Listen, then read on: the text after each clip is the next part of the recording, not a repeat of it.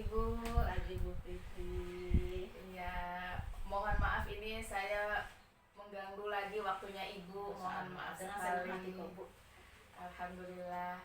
Sebelumnya saya ucapkan terima kasih banyak pada Ibu sebagai kepala sekolah yang sudah memberikan dukungan, support dan motivasinya terhadap saya ya Bu ya, dalam mengikuti program calon guru penggerak ini.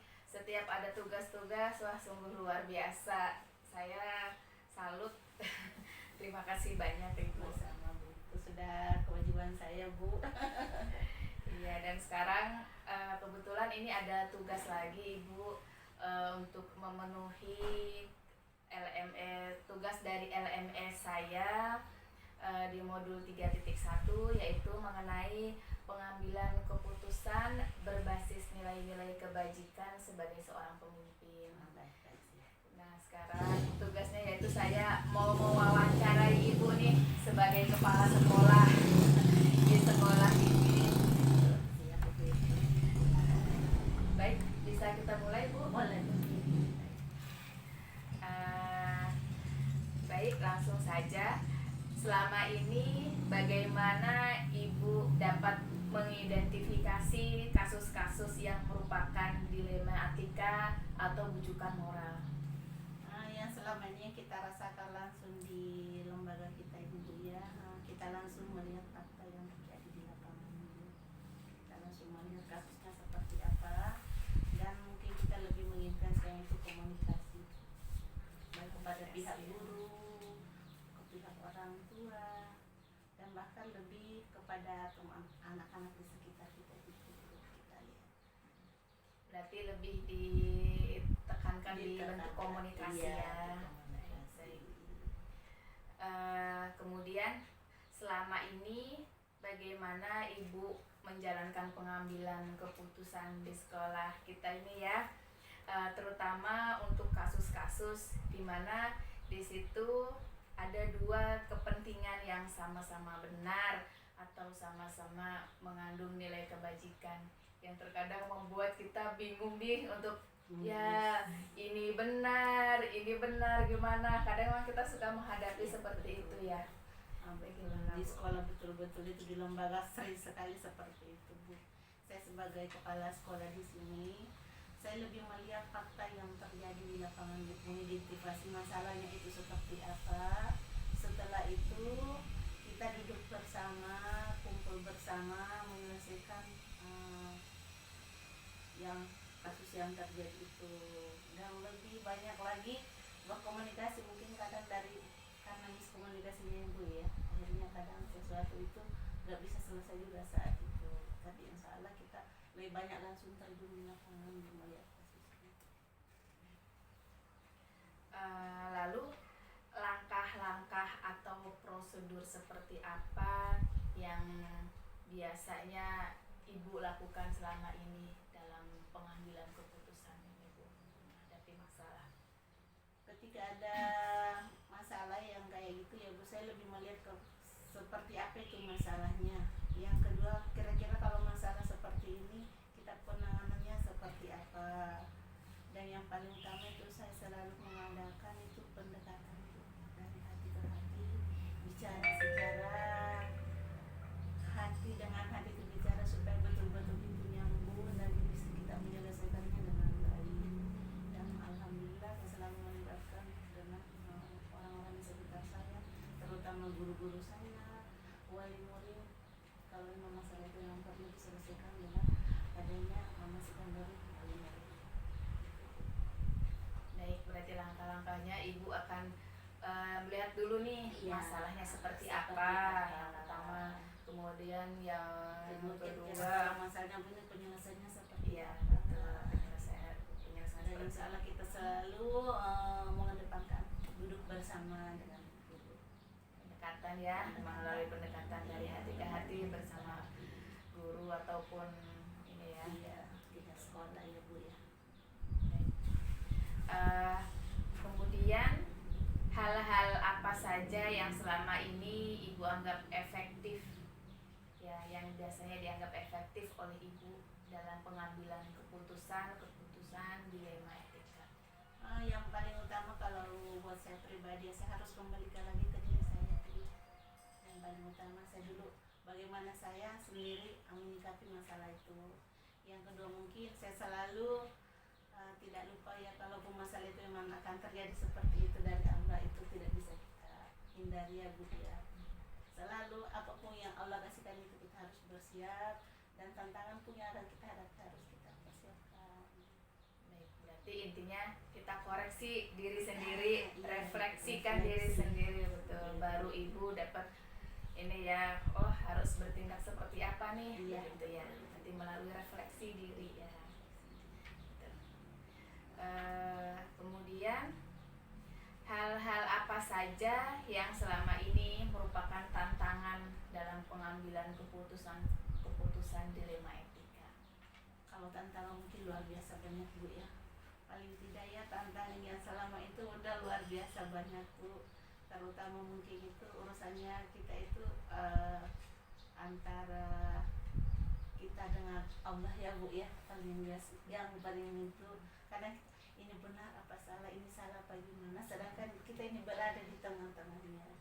Nah, dalam hal ini kami selalu mengedepankan kebersamaan dengan teman-teman setiap hal seperti itu. Lalu, apakah ibu memiliki sebuah tata kala atau jadwal tertentu ya dalam sebuah penyelesaian kasus dilema etika? Apakah langsung menyelesaikan di tempat atau memiliki jadwal untuk menyelesaikannya, maupun bentuk atau prosedur seperti apa yang ibu jalankan? Kalau yang selama ini sih kita di sekolah ini kalau ada kasus kayak itu kita langsung menyelesaikan di tempat saat itu juga. Setelah masalah selesai di tempat saat itu udah masalah itu sudah beres, kita kembali duduk bersama berkumpul dengan bu guru, kita kembali duduk bersama kira-kira penyelesaiannya seperti ini. Alhamdulillah selesai, dan memang saya selaku kepala sekolah saya ingin apapun yang kami ambil keputusannya, kalau memang untuk kasus-kasus tertentu saya akan melibatkan semua dewan guru. Selanjutnya ibu, adakah seseorang atau faktor-faktor apa yang selama ini mempermudah atau membantu ibu dalam mengambil keputusan dalam kasus dilema etika? Barangkali ada seseorang yang bisa apa ya, diajak bicara sama ibu atau seperti apa?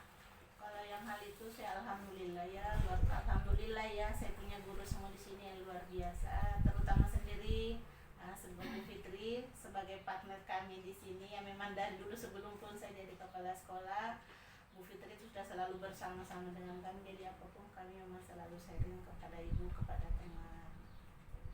Dan alhamdulillah guru-guru di sini sangat-sangat bersiap, sangat ikhlas selalu membantu ketika ada kegiatan, dan memang kita adalah dari awal juga kita adalah tim yang solid.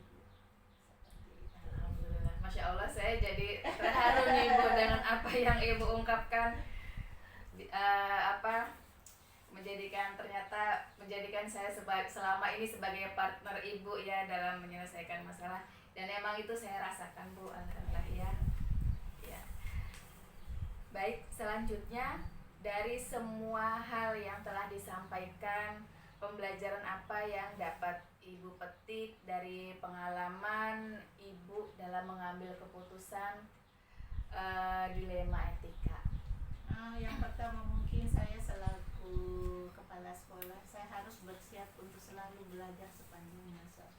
Saya harus tidak boleh puas dengan apa yang saya sekarang dapat, tapi saya harus berusaha belajar dan belajar. Pengalaman yang pernah terjadi saya jadikan sebagai suatu pembelajaran yang mudah-mudahan tidak akan terulang, karena insya Allah tantangan ke depan jauh lebih berat dengan yang sekarang. Belajar ya, kita harus selalu belajar. Baik Bu, memang sudah semua ya pertanyaan-pertanyaan yang diajukan. Namun ada satu lagi nih Bu, dari rangkaian pertanyaan kita ini ya, adakah kesimpulan nih yang menarik dari ibu nih ya, setelah menyimak tadi pertanyaan-pertanyaan tadi, adakah pengambilan adakah hal yang menarik yang tak terduga ketika ibu dalam mengambil keputusan untuk masalah itu gitu? Kalau atau seperti apa nih kesimpulan dari penyelesaian masalah-masalah yang ibu hadapi? Mungkin paling utama kesimpulan ya yang saya petik di sini bahwa setiap masalah itu kita harus hadapi dengan sabar. Karena apapun itu kalau Allah sudah menentukan seperti itu, insya Allah semua akan selesai dengan baik. Dan jangan pernah mengambil keputusan dalam kondisi kita emosi, Terus kepala dingin. Betul. Itulah Dan sangat intinya menarik sabar sekali. dan sabar Bu. Wah, Karena iya, apa? luar biasa. Dari sekian orang yang ada di sekitar kita itu adalah punya karakter yang berbeda-beda. Betul. Baik, terima kasih Ibu Sama-sama. atas waktunya dan jawabannya yang sangat luar biasa ya. Dari kesimpulannya tadi juga sangat mengapresiasi ya buat saya sendiri gitu. Terima kasih banyak atas waktunya dan atas dukungannya, atas kerjasamanya. Semoga segala kebaikan Ibu terhadap saya selama ini dibalas oleh Allah Subhanahu wa Ta'ala. Amin. Saya ucapkan tetap semangat. Mudah-mudahan ilmu Fitri bisa menular kemana-mana dan menjadi ikon di sekolah kita Bu, dan menjadi nanti di guru-guru yang lain sebagai pamannya Bu ya. Karena alhamdulillah insya Allah kedepannya kita akan belajar bersama dengan teman-teman. Mudah-mudahan Bu Fitri ilmunya tetap dibagi ke teman-teman dengan ikhlas biar manfaat dunia akhirat. Bu Fitrinya sehat selalu.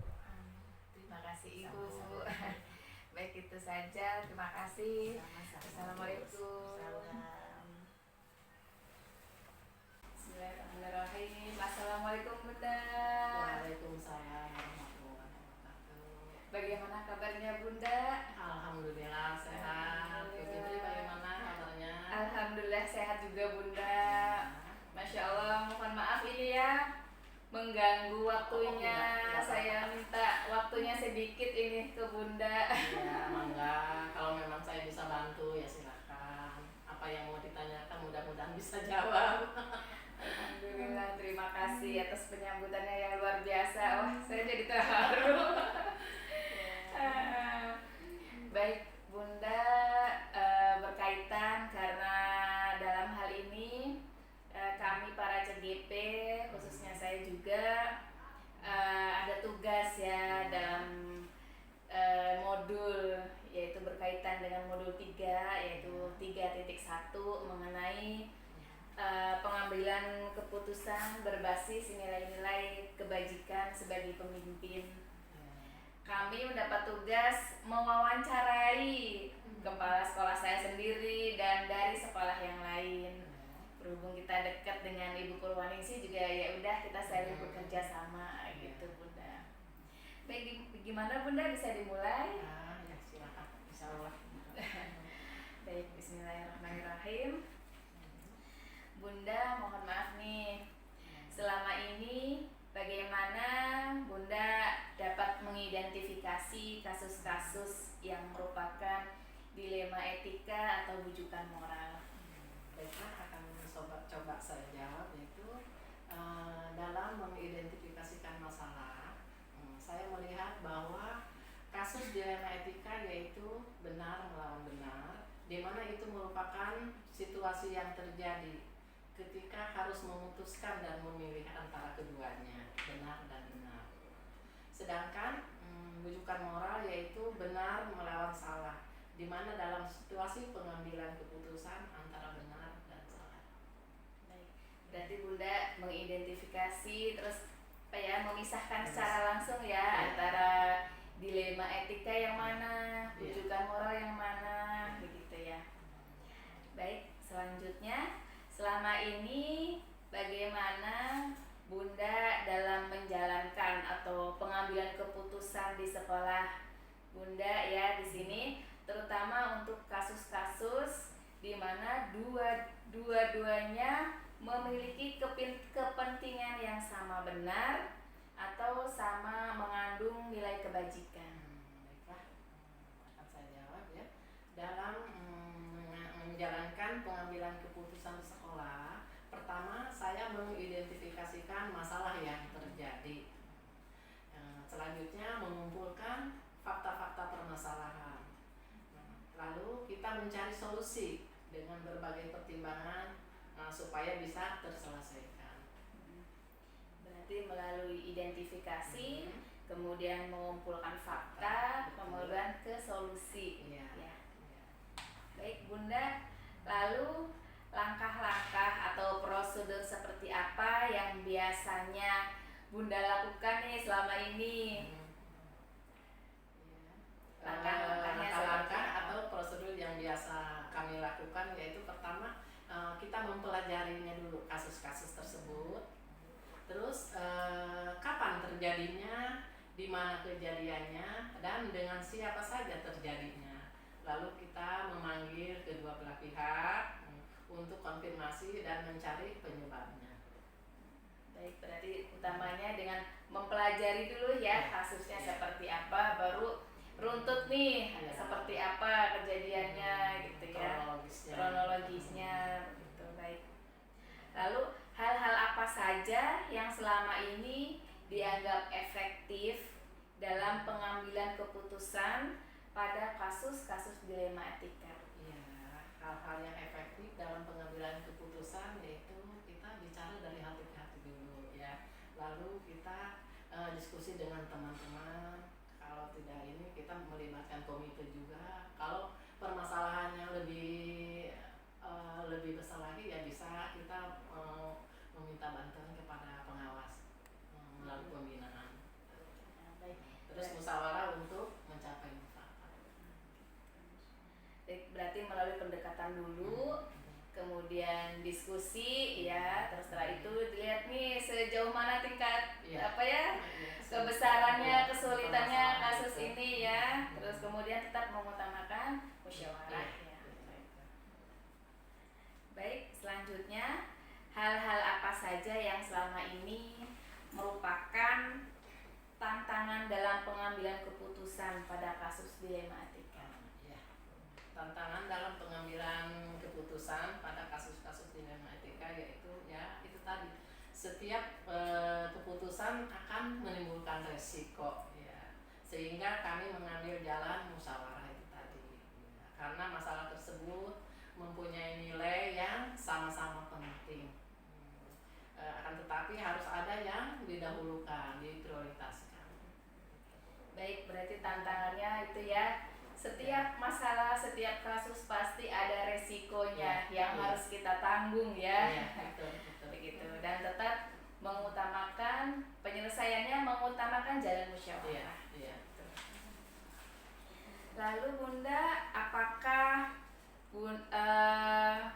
Bunda memiliki sebuah jadwal tertentu ya dalam menyelesaikan kasus gitu? Barangkali ada jadwal tertentu nih ketika ada kasus, apakah langsung diselesaikan, apa menunggu besok atau seperti apa, kemudian bagaimana bentuk dan prosedur yang Bunda jalankan gitu. Ya, dalam menyelesaikan dilema etika kami tidak mempunyai jadwal tertentu, akan tetapi sesegera mungkin menyelesaikan permasalahan yang terjadi dan berupaya jangan sampai berlarut-larut gitu, dengan menganalisa, mempertimbangkan serta mendiskusikan dan bermusyawarah. Lalu adakah Bunda seseorang nih ya yang menjadi faktor untuk membantu, mempermudah Bunda dalam menyelesaikan kasus ini gitu di sekolah sini? Adakah seorang partner atau apa ya, hal-hal apa yang bisa mempermudah Bunda dalam mengambil keputusan dalam kasus dilema etika ini? Ya, baik. Faktor yang mempermudah, membantu saya dalam pengambilan keputusan yaitu dengan bantuan teman tadi, guru ya, bisa komite juga atau pengawas ya, orang-orang yang profesional di mana orang-orang tersebut dapat menerima, menghargai keputusan yang sudah ditentukan. Adakah salah satu dari guru sini Bunda yang salah satu yang bisa dipercaya gitu? Ada. Gitu. Baik, ada ya berarti ya. Kemudian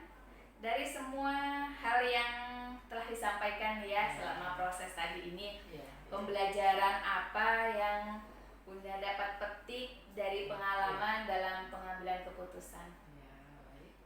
Pembelajaran yang bisa saya petik yaitu dalam mengambil keputusan dilema etika adalah sebelum mengambil keputusan, saya harus mempelajari dulu, menganalisa permasalahan tersebut dan harus pandai mempertimbangkan dalam setiap mengambil keputusan sehingga semua pihak bisa melaksanakan keputusan yang sudah ditentukan.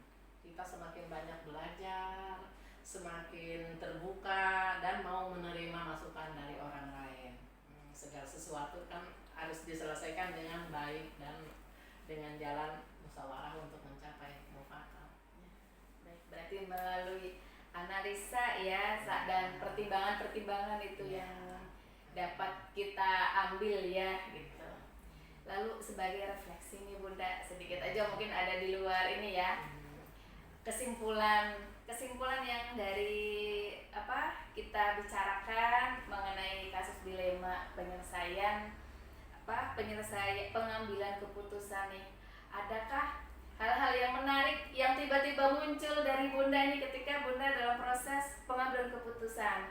Sudah melakukannya, menyelesaikan secara langsung, kemudian dengan guru berkolaborasi atau seperti apa ketika prosesnya itu? Apakah ada hal yang menarik ketika ada hal yang tak terduga nih, wah saat mengambil keputusan ternyata seperti ini ya, atau seperti apa Bunda? Ada hal menariknya?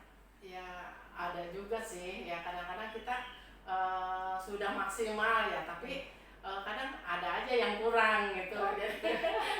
Dengan bantuan teman-teman itu jadi ada masukan kadang saya kan suka bertanya di mana sih ibu ininya kekurangannya, dan jadi saya tidak mohon kritik dan saran dari teman-teman. Jadi hal yang tak terduga ya, wah ternyata kita bisa Kita ya. berusaha, udah berusaha maksimal, tapi perasaan ada yang belum ini aja. Gitu, iya. Makanya minta ini sama teman-teman untuk memberi masukan. Gitu, berarti memang belajar itu Iya. yang harus terus digali lagi dalam belajar ya. Betul. Baik, terima kasih banyak Ibu Bunda Tuti atas kerjasamanya luar biasa. Terima kasih. Mohon maaf sudah mengganggu. Alhamdulillah kita bisa silaturahmi. Alhamdulillah. Saya juga jadi dapat Dan ilmu mohon banyak. maaf ya mungkin penjelasan saya kurang memuaskan atau Alhamdulillah, udah sangat jelas. Bahkan dapat ilmu banyak nih saya juga dari Bunda nih, dari apa yang disampaikan. Oh iya ya. Jadi belajar sebagai seorang pemimpin itu ternyata memang susah ya. Dan kita juga tidak perlu merasa kita lagi jadi seorang pemimpin merasa gengsi apa gimana bertanya sama ini, minta saran sama, jangan merasa merasa gengsi gitu, tidak ada itu buat saya ya, selalu minta saran, minta ini masukannya dari teman-teman. Baik sekali nih Bunda, Masya Allah. Inilah pemimpin yang dirindukan sama guru-guru ya yang di bawah. Ya karena kita bisa bekerja seperti ini ya bukan karena sendiri, karena ada teman-teman di sekeliling kita, ada orang-orang di sekeliling kita. Tim ya. Ya, Itu memang itu tim kita gitu. Baik, terima kasih banyak Bunda. Sama-sama. Saya tutup dengan ucapan Assalamualaikum warahmatullahi wabarakatuh. Waalaikumsalam warahmatullahi wabarakatuh.